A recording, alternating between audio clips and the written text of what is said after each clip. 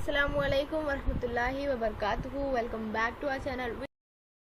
आज हम 10th standard Hindi Lokvani text book का चैप्टर नंबर 4 स्टार्ट करेंगे, जिसका नाम है जिन ढूंढा। प्रस्तुत पाठ के रचयिता हैं संत कबीर दास जी। जिन ढूंढा का मतलब है मत ढूंढिए। सबसे पहले हम संत कबीर दास जी के बारे में जान लेते हैं, इनकी जीवनी के बारे में जान लेते हैं। भक्तिकालीन निर्गुणी निर्गुण काव्यधारा के संत कबीर दास जी मानवता एवं समता के प्रबल समर्थक थे, यानी कि ये इंसानियत और समानता पर विश्वास करते थे। आपकी रचनाओं में धार्मिक आडंबर और सामाजिक रूढ़ियों के प्रति विद्रोह दिखाई देता था। बिल्कुल सही बात। हमने 5th स्टैंडर्ड से लेके अब तक का संत कबीर दास जी के कई सारे दोहों का अध्ययन कर लिया है, और उसमें से ऑलमोस्ट सभी दोहे हमारे जीवन पर अप्लाई होते हैं। जैसे कि वो फेमस दोहा है जो हमारे टीचर्स अक्सर हमें सुनाया करते थे कि काल करे सो आज कर, आज करे सो अब, जो एक्चुअली में बहुत ही सच बात है। मानवता ही अपना धर्म है, बिल्कुल सही। ये बाह्य आडंबर कर्मकांड की अपेक्षा पवित्र, नैतिक और सादगी भरे जीवन को अपनाया है। ये बहुत ही सिंपल रहा करते थे। आपकी भाषा सहज, सरल और सुबोध है। आपकी उलट बांसियाँ और रहस्यवाद प्रसिद्ध हैं, यानी कि इनके दोहे जो समझ सकता है वो बहुत ही अच्छे से समझेगा, और जो नहीं समझ सकता वो बिल्कुल भी नहीं समझेगा, यानी उसे जानने का प्रयास ही नहीं करेगा। नाउ अब इस पद्य रचना में है क्या, इसके बारे में जानते हैं। यहाँ संत कबीर दास जी के नीति संबंधी दोहे दिए गए हैं। नीति यानी कि जो हर किसी को अप्लाई करना चाहिए अपने लाइफ में। इन दोहों में संत कबीर ने गुरु की महत्व, गुरु शिष्य के संबंध, सद्व्यवहार, परोपकार, सहानुभूति आदि के बारे में अपने विचार व्यक्त किए हैं। जीव, आत्मा, परमात्मा के बारे में भी आपके विचार महनीय चिंतन को प्रेरित करते हैं। फर्स्ट पैराग्राफ है, बड़ा हुआ तो क्या हुआ, जैसे पेड़ खजूर, पंथी को छाया नहीं, फल लागे अति दूर। पंथी यानी कि राही, रास्ते पर चलने वाला कोई व्यक्ति। अति यानी कि बहुत दूर। यहाँ पर संत कबीर दास जी कहते हैं कि जैसे कि खजूर का पेड़ होता है, जिसे खजूर का फ़ोटो बना है और ये खजूर का पेड़ है। इसका बड़ा होना क्या मतलब, अगर ये राह पर चलने वाले लोगों को छाया नहीं दे सकता, उसके फल भी व्यर्थ हैं, क्योंकि वो बहुत ऊपर रहते हैं और कोई भी उन तक पहुंच नहीं सकता। इसी प्रकार किसी व्यक्ति की महानता व्यर्थ है यदि उसका महानतम किसी के काम ना आ सके, किसी की लाइफ को बना ना सके। अतः आपका बड़ा होना तभी सार्थक हो सकता है जब आप किसी के काम आएँ, आप किसी की मदद कर सकें। शीश को ऐसा चाहिए गुरु को सब कुछ दे, गुरु को ऐसा चाहिए शीश से कुछ ना ले। शीश यानी कि शिष्य, दे यानी कि देना, और ले यानी कि लेना। संत कबीर दास जी कहते हैं कि जो गुरु है और जो शिष्य है, जो उनका रिश्ता है वो बहुत ही पवित्र, बहुत ही पावन होता है। और जो शिष्य है वो ऐसा होना चाहिए कि वो अपने गुरु के प्रति सब कुछ समर्पण करे, यानी कि उनकी रिस्पेक्ट करे, उनका आदर करे। और जो गुरु है वो भी ऐसा होना चाहिए कि वो शिष्य से कुछ नहीं ले, अर्थात गुरु जो है वो सेल्फिश नहीं होना चाहिए, बल्कि वह अपने शिष्य को अपना संपूर्ण ज्ञान दे दे और बदले में कुछ भी पाने की उपेक्षा ना करे। अगला पैराग्राफ है, कबीरा संगत साधु की, जो गंधी की बास, जो कुछ गंधी दे नहीं तो भी बास सुबास।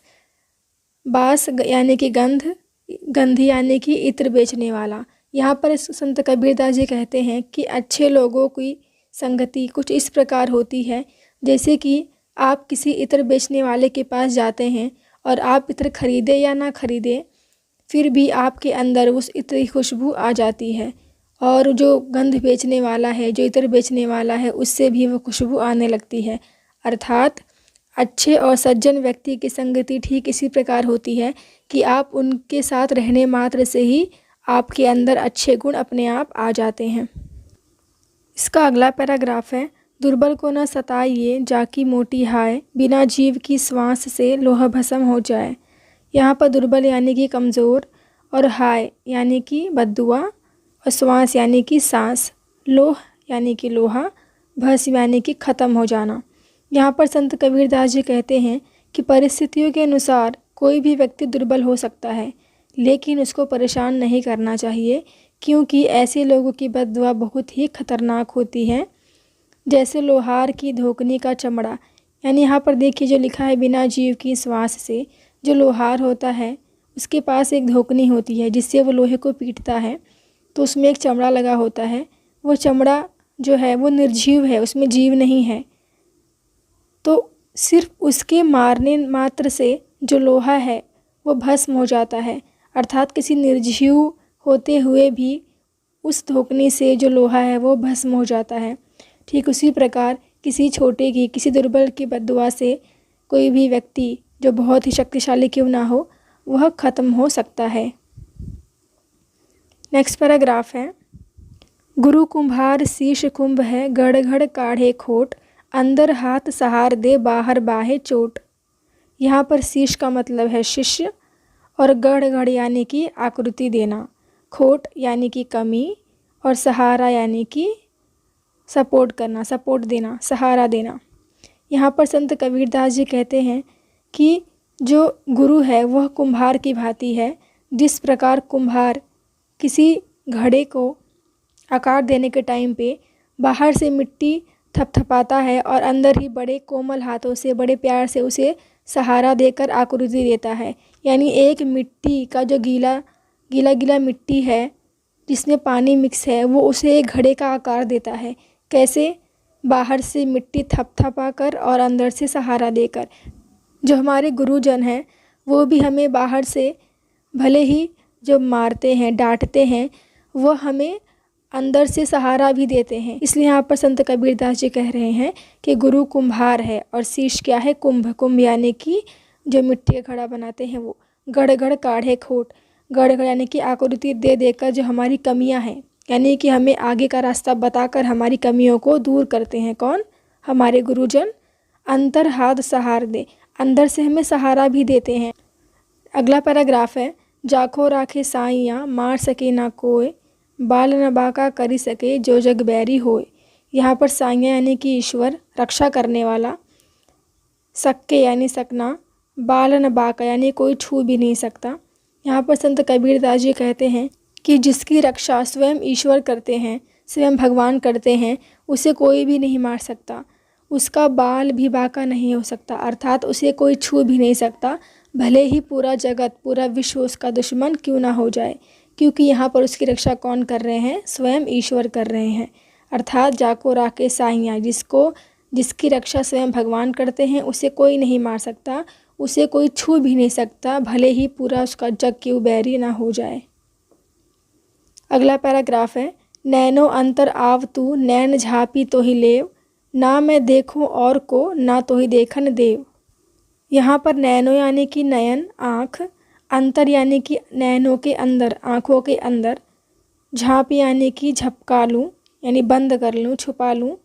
तो यहाँ पर संत कबीरदास जी कहते हैं कि हे भगवान, आप मेरे नैनों के अंदर, आप मेरी आँखों के अंदर इस प्रकार बस जाइए कि मैं अपनी आँखें बंद कर लूँ, और जब मैं आँखें अपनी बंद कर लूँगा तो मैं किसी और को भी नहीं देख पाऊँगा और ना किसी और को आपको देखने दूँगा। अर्थात आप मेरे मन मंदिर में इस प्रकार बैठ जाइए कि मैं अपनी अंदर की आँखें, अपनी मन की आँखें और अपनी आँखें बंद कर लूँ, ताकि मैं ना खुद किसी को देख पाऊँ, ना कोई और आपको देख सके। अर्थात नैनो अंदर आव तू, नैन के अंदर आप आ जाइए, नैन झापी तो हिले, और नैनों को मैं बंद कर लूँ, ना मैं किसी और को देख पाऊँ और ना किसी और को मैं आपको देखने दूँ। अगला पैराग्राफ है, लाली मेरे लाल की जित देखो तित लाल, लाली देखन मैं गई मैं भी हो गई लाल। यहाँ पर लाली का मतलब है भगवान की कृपा, जैसे कि हर तरफ जो कुछ हो रहा है वो सब भगवान की तो कृपा है। जित यानी कि जहाँ, और तित यानी कि तहाँ। लाली देखन मैं गई, जब इस चमत्कार को देखने मैं गई, मैं भी हो गई लाल, यानी मैं भी ईश्वरी हो गई। यहाँ पर संत कबीरदास जी कहते हैं कि जहाँ देखो हर जगह बस ईश्वर की कृपा छाई हुई है, और चारों ओर जहाँ देखो तहाँ बस लाल ही लाल है, यानी कि ईश्वर की महिमा ही दिख रही है। और जब इस महिमा को, जब भगवान को मैं देखने गई, भगवान की इस महिमा को मैं देखने गई, तो मैं खुद भी ईश्वरी हो गई, यानी कि मैं भगवान की हो गई। अगला पैराग्राफ है, कस्तूरी कुंडल बसै मृग ढूंढे बन माही, ऐसे घट में पिव है दुनिया जाने नाही। कस्तूरी यानी कि हिरण की एक जाति है और कुंडल यानी कि कस्तूरी मृग का नाभि। बसे यानी कि बसना, मृग यानी कि हिरण, वन यानी कि जंगल, वन, उपवन, घट यानी कि हृदय और पिव यानी कि प्रिय। सबसे पहले कस्तूरी क्या है? एक हिरण होता है जिसकी नाभि में एक सुगंधित खुशबू आती है और उसी के कारण उस हिरण को, उस मृग को कस्तूरी मृग कहा जाता है। और यह जो खुशबू है स्वयं उस हिरण के नाभि में से आती है, लेकिन उस मृग को, उस हिरण को इस बात का पता नहीं रहता कि खुशबू आ कहाँ रही है और वह इस खुशबू का पता लगाने के लिए वन वन, जंगल जंगल भटकता रहता है। सेम उसी प्रकार ईश्वर जो है वह हमारे मन में ही है, हमारे हृदय में ही है, फिर भी इंसान न जाने उसे कहाँ कहाँ दुनिया भर में ढूंढता रहता है। अतः कस्तूरी कुंडल बसे, कस्तूरी वो जो खुशबू है वह स्वयं उस मृग के, उस हिरण के नाभि में ही है, लेकिन फिर भी वह उसे जंगल जंगल ढूंढता रहता है। ऐसे घट में पिव है। सेम उसी तरह जो भगवान है वो हमारे हृदय में है, फिर भी दुनिया में हम उसे न जाने कहाँ कहाँ ढूंढते रहते हैं। अगला पैराग्राफ है, जिन ढूंढा तिन पाइया गहरी पानी पैठ, जो बौरा डूबन डरा रहा किनारे बैठ। पैठ यानी कि पहुँच, बौरा यानी कि डरपोक इंसान जो डूबने से डर जाए। यहाँ पर संत कबीरदास जी कहते हैं कि जो कोशिश करते हैं, जो प्रयत्न करते हैं, वह कुछ ना कुछ तो पा ही लेते हैं। जिस प्रकार गोताखोर जब गहरे पानी में जाता है तो भले ही मोती उसके हाथ ना लगे, भले ही वह सीप की मोती उसके हाथ ना लगे, फिर भी वह अपने काम की कुछ ना कुछ तो पा ही जाता है, क्योंकि उसने क्या किया है? कोशिश की है, प्रयत्न किया है। लेकिन जो इंसान कोशिश ही नहीं करते, प्रयास ही नहीं करते, वे किनारे पर बैठे ही रह जाते हैं और उनके हाथ कुछ नहीं लगता, अतः वे सफल कभी नहीं हो पाते। यहाँ पर वही लिखा है कि जिन ढूंढा तिन पाइया, जो ढूंढेगा उसे अवश्य मिलेगा। गहरे पानी पैठ, गहरे पानी में पहुँच के। जो बौरा, जो कमज़ोर इंसान डूबने से डरता है, वह किनारे पर ही बैठा रह जाता है। अगला पैराग्राफ है, जो तो को काटा बुवे ताही बहु तू फूल, तो ही फूल को फूल है बाको है त्रिशूल। यहाँ पर संत कबीरदास जी कहते हैं कि जो इंसान आपके लिए ये परेशानी, मुसीबतें खड़ी करता है, आप इसकी विरोध में शांत रहिए, शीतल रहिए। इससे क्या होगा? जो आपका स्वभाव है वो शांत ही बना रहेगा, आपको गुस्सा नहीं आएगा। लेकिन जो इंसान ऐसा कर रहा है, जो आपकी राहों में कांटे बो रहा है, आपके लिए मुसीबतें खड़ी कर रहा है, उसका फल उसे एक न एक दिन अवश्य मिलेगा। यानी कि अगर उसने किसी के लिए कांटे बोए हैं तो उसे भी कांटा ही मिलेगा, फूल नहीं मिलेगा। कहते हैं ना कि अगर हमने किसी के लिए गड्ढा खोद के रखा है तो एक ना एक दिन उस गड्ढे में हम स्वयं गिर जाते हैं। अतः समय का चक्र उल्टा होता है और जो दूसरों का बुरा करेगा वह स्वयं उसके साथ बुरा होता ही है।